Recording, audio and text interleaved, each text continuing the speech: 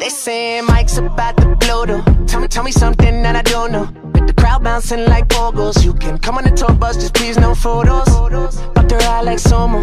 Cause we be going off on the off nights. Cause I've been on every single song I put my pen on. No, they don't know, or maybe they starting to. Cause I work so hard that it's hard to lose. Top spot, I'm taking that face to face. Got a bottle in my hand, I'm facing that. Cause if winning is a habit, then I've been an addict. Every night it's cinematic. When you roll with us, and we won't live forever. But I will remember when I met you in the summer. Hey y'all, what is good YouTube? Today I'm coming at you with just me, of course.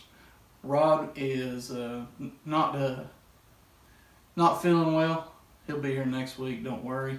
Speaking of people not being here, I was at Walmart the other day, and this guy asked me where Rick was. Asked if me and Rick had a falling out, what went on there. The truth is, no. Me and Rick has not have a falling out. Me and Rick will never have a falling out. Rick is on a different part of his journey in life. Rick has moved out in Missouri. He is out there. He got married, got a new wife, got some kids, living a dream. So we wish Rick the best of luck, and if anybody else out there thought something different between me and Rick, do not think that way. I love Rick, he loves me. Rick will always be a member of the H2 Swole family, no matter how long he's gone or far away from us. So, that out of the way. Let me get the sponsors out of the way, because I usually forget when I'm by myself for sure. I'd like to thank Nutrishop for all they do. Sommerset, London locations to get your all your nutritional needs. I'd like to thank Pro Nutrition for all they do around here in the Corbin area, helping people with all their nutritional needs, and of course the Weight Pile. Do not forget to check out the most hardcore facility in the Tri-County area. So, that being said, on to the questions, guys. Let's see, I've got a laptop here because I'm by myself, and my phone is the camera, so I can't read them off of that. First question is from Sean Kane. Question for you all. I get a sharp pain in both left and right collarbone. It feels like the actual bone hurting for 8 to 10 seconds after doing weight, dips, or tricep press. Other tricep exercises do not hurt. Is there anything I can do to strengthen the area, or am I just doing them wrong? The chances are you're possibly doing them wrong, or you may have some ligament tendon issue that when you hit that certain area at an angle like that it hurts, and if that's the case, then you probably shouldn't do them. The best thing you could do is lighten the weight first. Lighten your weight up. If on dips, a lot of people tend to overextend. They come down too far, put too much shoulders into it. You only got to just come down and break the plane when you come down. It doesn't have to be, all the way down to where you're going underneath yourself when you're doing dips. Just keep it above that. Just break the plane a little bit. Also, another thing to concentrate on is squeezing. When you're coming down, if you would squeeze inward on your chest, it's going to take some of that pressure off of this area. See, this pressure in this area it comes especially when people try to come down and they'll lean forward, and then when they come back up, they'll try to straighten their form back out to straight. Pick one or the other. If you're going to lean forward more push-up style, then go for that route. If you're going to lean back, stay straight up. If that's how the movement feels good in your shoulders, do it that way. But do not go back and forth. And when you're coming up out of the movement, that's when to start using the muscles. Like, don't wait till you get halfway up to start, trying to squeeze the chest together. That's my suggestion. If it continues to hurt, maybe dips aren't your thing. But first of all, take the weights off the dip. Do that for a little while. And work on your form and what's comfortable for you. Shoulders are very, easy area to hurt. There's only so much movement there. You can work on mobility movements with your shoulders, just different things, axe swings, hammer swings, anything that involves different types of movement. Maybe from always, pressing, that pressing action, you never get any movement other than that. So, but anyways, that's another question for another day. Hope that helps, Sean. Let's see. Next we have Chad. Chad says, my son is going to be trying out for middle school football next year. Is it safe for a 12-year-old to start hitting the weights? Yes. Yes, it is. Ever since I was a kid, I remember people saying, oh, you can't lift weights, it'll stunt your growth, it's going to stunt your growth. Lifting weights when you're 12 years old, 10 years old is not going to hurt your growth plates. That's just, it's not feasible. Maybe they shouldn't be going and trying to do like super heavy deadlifts or something, but lifting weights is only going to help your 12-year-old develop more strength and get what he needs in order to try out for the football team and feel at his best. It's a great age to get into lifting, but you want to be with him. Lift with him. Make sure proper form is key for young lifters. I think like one of the strongest girls in the world is like a 14, 15-year-old girl from Russia. So, I mean, she just didn't start yesterday. She's been lifting all of her life. But be sure you work out with your son. Anybody out there who's wanting to get their kids into weightlifting, it is okay. Just be with them. Work out with them. Teach them proper form, because at that age, injury could happen if they're in there just going buck wild.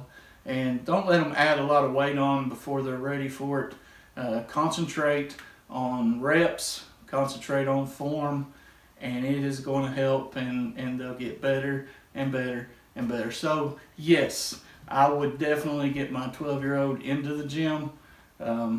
Actually, the weight pile would be the perfect place. But we're going to move on. Austin says, I want to lose my fat and gain muscle. I've been told about so many diets. Which diet is best? That's a good question, Austin, because diets are like everywhere all the time. Every year there's another fad, another craze, another diet that people swear is better than any other diet ever. The thing is with diets, you got to remember is be sure to pick something you can stick with. You could have the most mediocre plan ever made out, but if you stick with it, you're going to see results, especially if you're new to it and just starting. That's the problem. People try this for a couple weeks, and then their girlfriend calls and says, hey, have you heard about this? Blah, lost so many pounds on it. Their best friend Joe calls and says, hey man, I'm going to try this. I read in this magazine about this, this, and this. Like, once you pick your diet you want to go with, stick with it. Stick with it. Stick with it. Stick with it. That is going to create your success. It's not necessarily the diet. Now, in my opinion, the best way to lose weight on a diet is to, if it fits your macros, flexible dieting. That's what I like to do. I've lost weight in the past on flexible dieting. The thing about flexible dieting is, and the reason that I'm so apt to it, not just because I can still eat some of the things I love and I don't have to cut them completely out of my life, so it keeps me going in the right direction, but because it does not cut out nutrients that my body needs. It don't cut out, macro and micronutrients that my body needs to perform. You go all these other routes on these diets, and they want you to cut this out completely. This diet wants you to cut this out completely. And if you're really interested in flexible dieting, I actually made a whole video on counting your macros.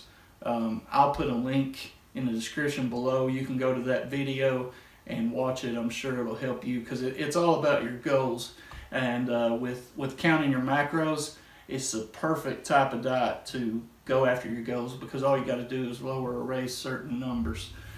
Basically, you want to get your basal metabolic rate, you want to get your TDEE, your total body expenditure, and then once you have those numbers, you're going to increase or decrease calories depending on what your goal is.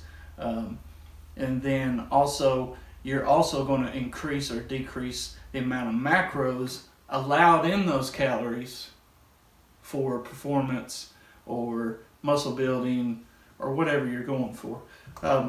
It's like I said, it's a lot, and there's a whole video on that, and I'm going to link that down below.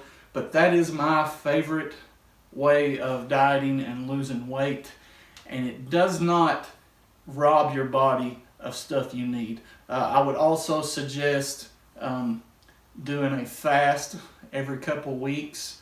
24-hour fast does nothing but help you.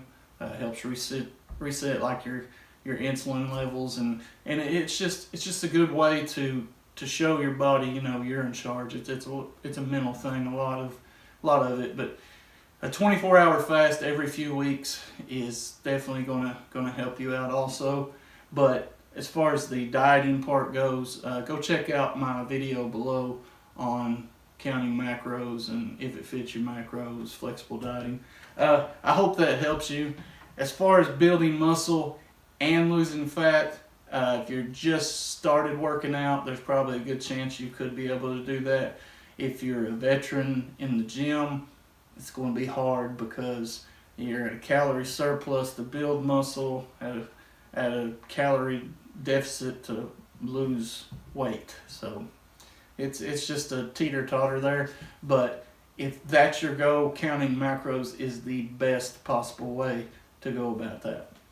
So we're going to move on now. I think I was on that one for a little while. Ben says, I understand it's all about food choice with health, but what people call healthy groceries is so expensive compared to regular food.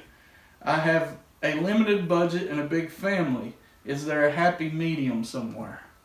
Wow, that is an awesome question, because a lot of us feel that way. I've been asked that.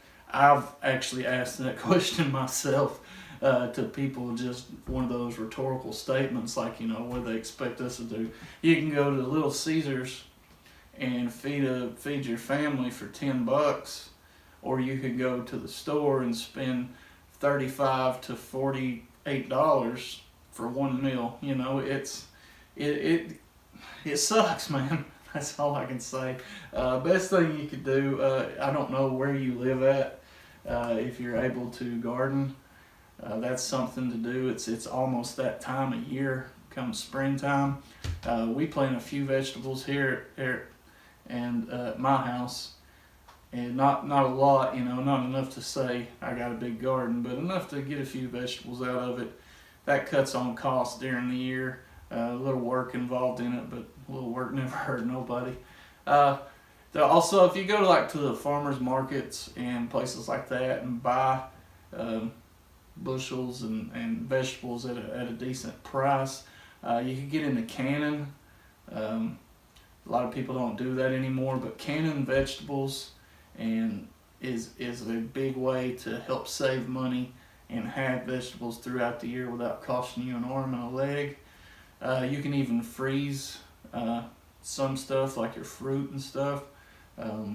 My mom, for instance, for years used to get bushels of peaches, and she would peel them and then cover them with, I think it was called Sure Gel, and then put them in the freezer and freeze them, and it was like a dessert bag. You know, you pull out that baggie and eat that instead of ice cream.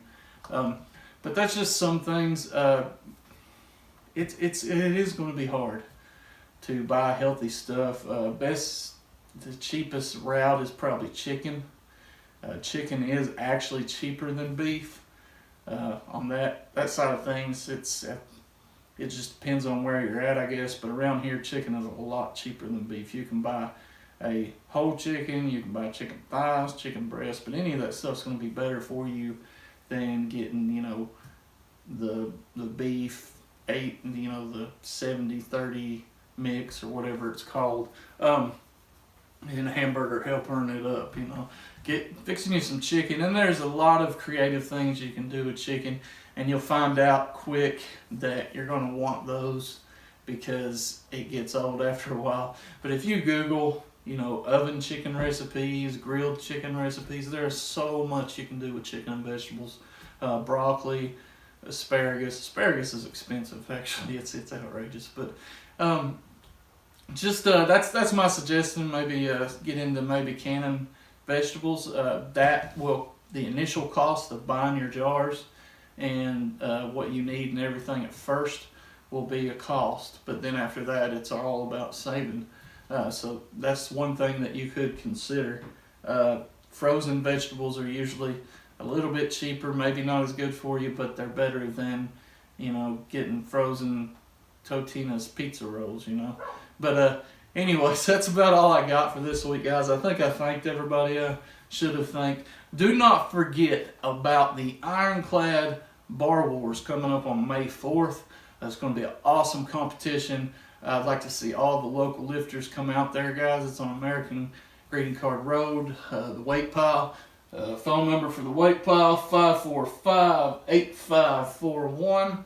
I'll have a link in the description below for the weight pile. And also, do not forget to get on Facebook. Look up Sergeant Strother's Memorial Ruck and go ahead and pay your entry fee and get ready to ruck it with us on June 22nd. We're going to ruck 22 miles with a 22-pound rucksack. So start training. Go ahead and go now to Sergeant Strother Memorial Ruck on the Facebook and go ahead and pay now. That way it obligates you to do that. Great cause. Show last week was a little sad, personal maybe, but it was all about what that ruck march is all about. So just do it, guys. It's a great cause. If you don't want to ruck with me, if you don't think that you can handle that or ruck with everybody that's going to be there, it's just pay an entry fee then and help out. It's all about raising awareness. It's all about giving funds and volunteers and just everything that we can do to help with veteran suicide. So that's all I got. I hope you guys have an awesome week. I know I will. I got a lot of changes coming in my life. I'll announce some of them later. And good things are in the future, guys. Get out there and move.